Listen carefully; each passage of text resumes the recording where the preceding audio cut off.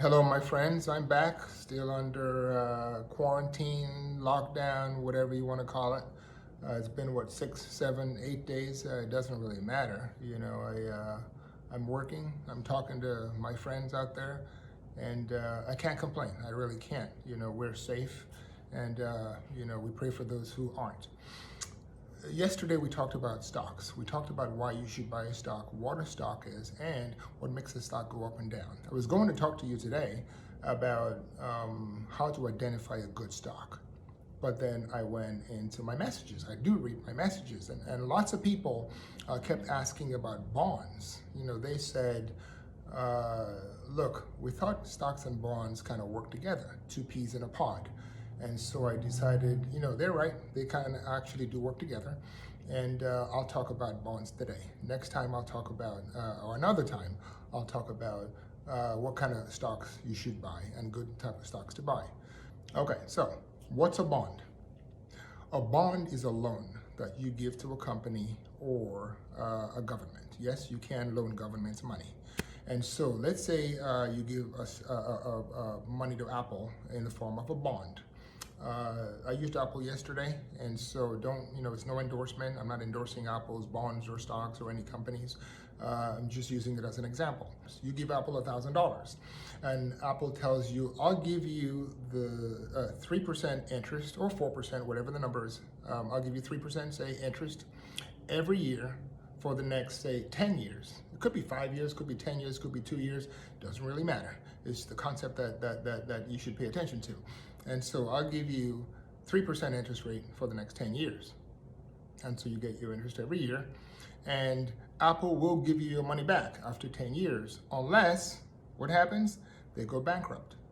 So the major risk you run when you buy a bond is what you call credit risk.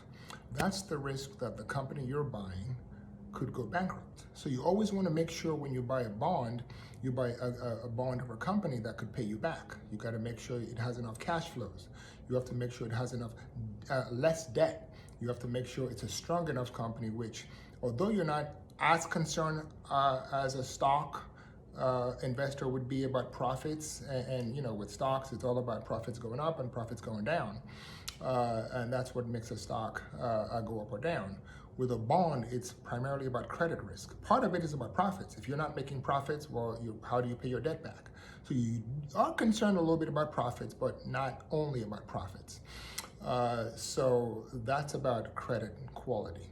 You want to make sure you buy companies that have strong credit quality.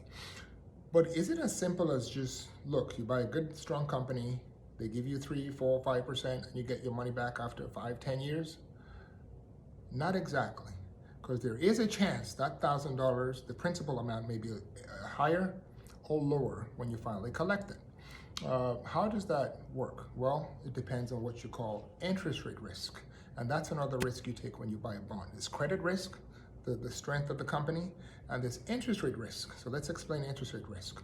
Let's say you buy a bond, again, 3%, Apple, and interest rates go up to, say, 4%. Now think about it. I'm earning $30 on that $1,000 bond every year. And another bond comes out from the same company at 4%. That bond gives you $40. Mine gives you $30. I want the $40. That's a lot more valuable, well, 25% more valuable than my bond.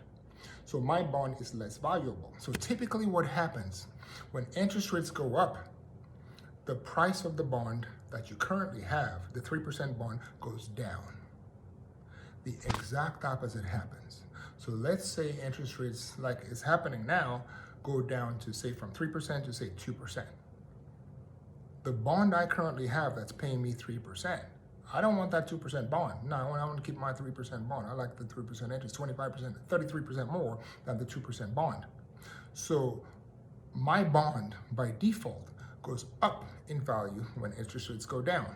So you want to be cognizant about the direction of interest rates when you buy a bond. If you expect interest rates to go up, you could lose money on your bond. If you expect interest rates to go down, you could make money on your bond. So it all depends on the direction of interest rates and, of course, credit risk. So now there's different types of bonds. There's corporate bonds, the ones you loan to corporations like Apple and IBM. There's municipal bonds, the ones where you loan money to a state like California or Texas, or a local government like Los Angeles County or Tarrant County in Texas. There's also treasury bonds. Those are loans that you give to the federal government. There's different types of treasury bonds. There's the long-term bonds, there's treasury notes, and there's treasury bills that are shorter term securities. But treasury bills and bonds and notes are investments that you give to the government, so they are considered credit that's based on the full faith and credit of the federal government. As a result, they're considered risk-free, no risk. Because despite our 22, 23, now with the stimulus package, $24, $25 trillion in national debt, despite that, we're still the strongest country in the world, and our credit is good. That's it for today. I'll see you tomorrow. Bye.